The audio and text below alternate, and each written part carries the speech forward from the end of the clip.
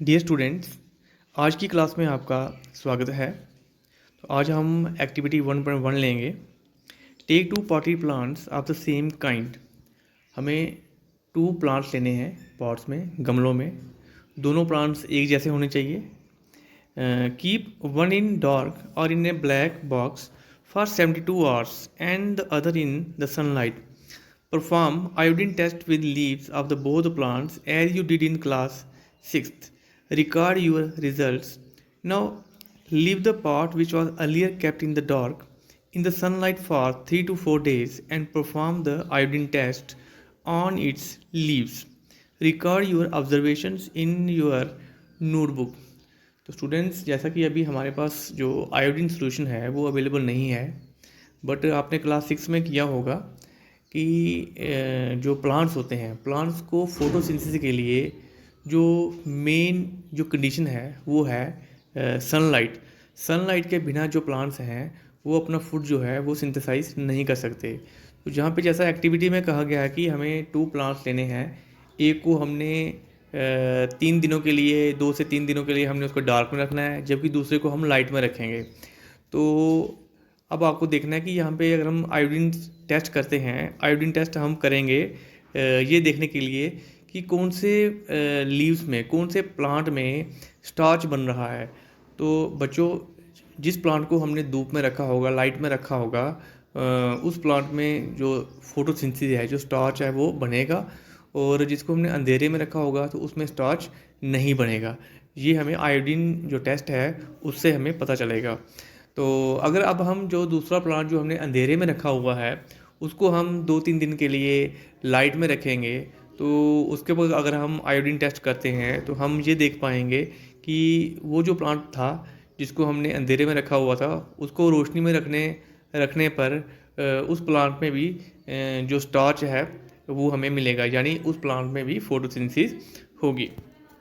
The leaves other than green also have chlorophyll. अब कुछ plants ऐसे होते हैं जो जिनमें जो लीव्स होते हैं वो ग्रीन नहीं होते हैं। आपने बहुत सारे ऑर्नामेंटल प्लांट्स देखे होंगे जिसमें जो लीव्स होते हैं वो येलो कलर के होते हैं या रेड कलर के होते हैं। The large amount of red, brown and other pigments mask the green colour. Photosynthesis take place in these leaves also.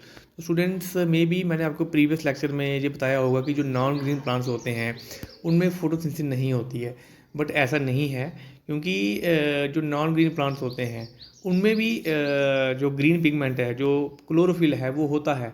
लेकिन उन प्लांट्स में, जैसे हम अगर ऐसे प्लांट्स की बात करें जिनमें जो पत्ते हैं, जो लीव्स हैं वो रेड कलर के हों, उसमें क्या होता है, जो रेड पिगमेंट होता है वो ग्रीन पिगमेंट की कंपैरिजन में ज़्यादा होता है, जिसके कारण हमें जो ग्रीन पिगमेंट है वो दिखता नहीं है, वो उसको मास्क कर लेता है।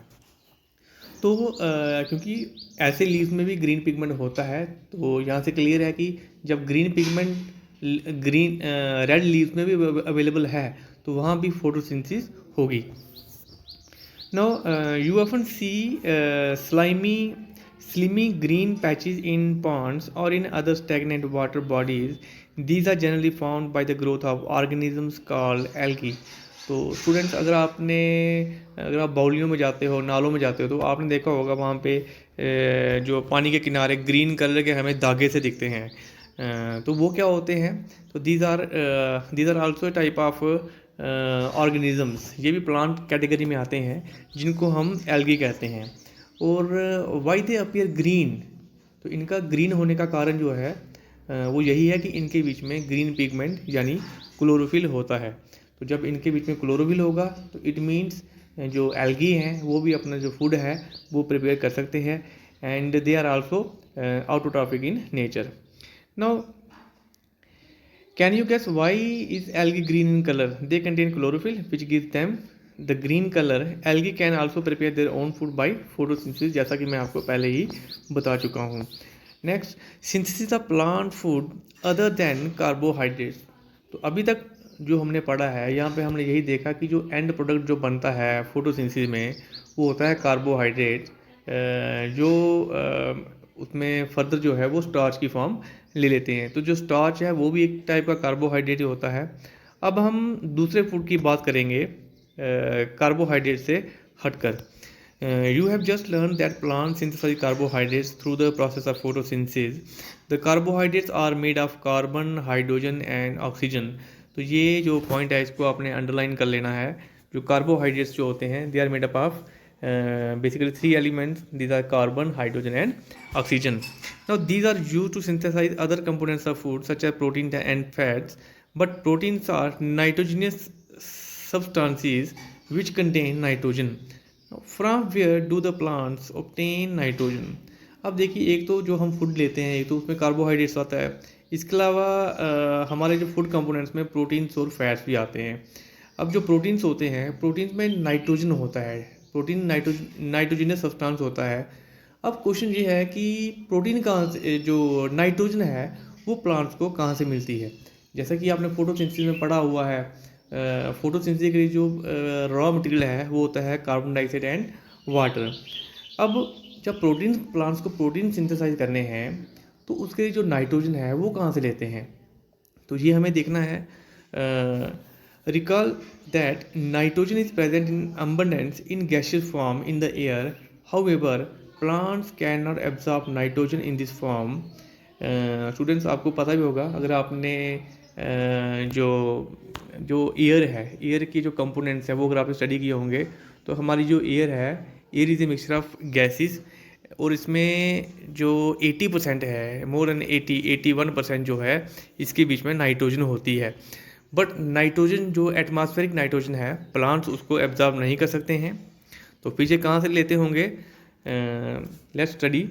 Soil has certain bacteria that convert gaseous nitrogen into a usable form and release it into the soil.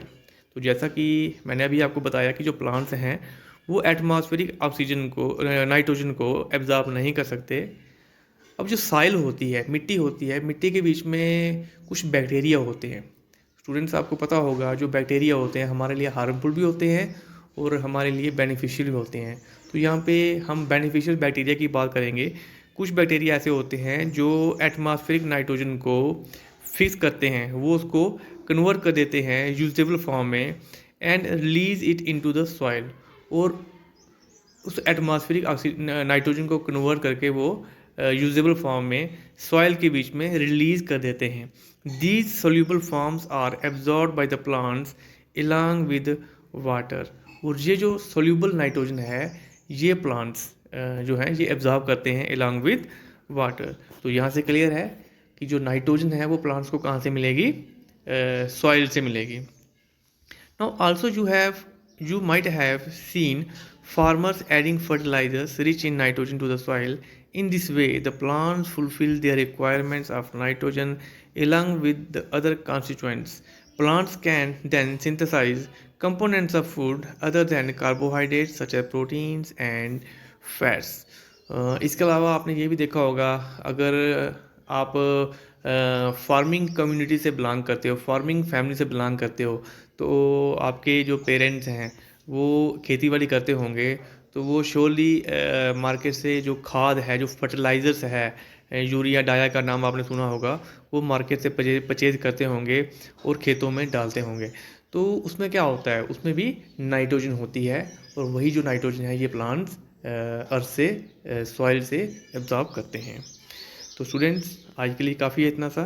I hope आपको आज का टॉपिक अच्छे से समझ आया होगा.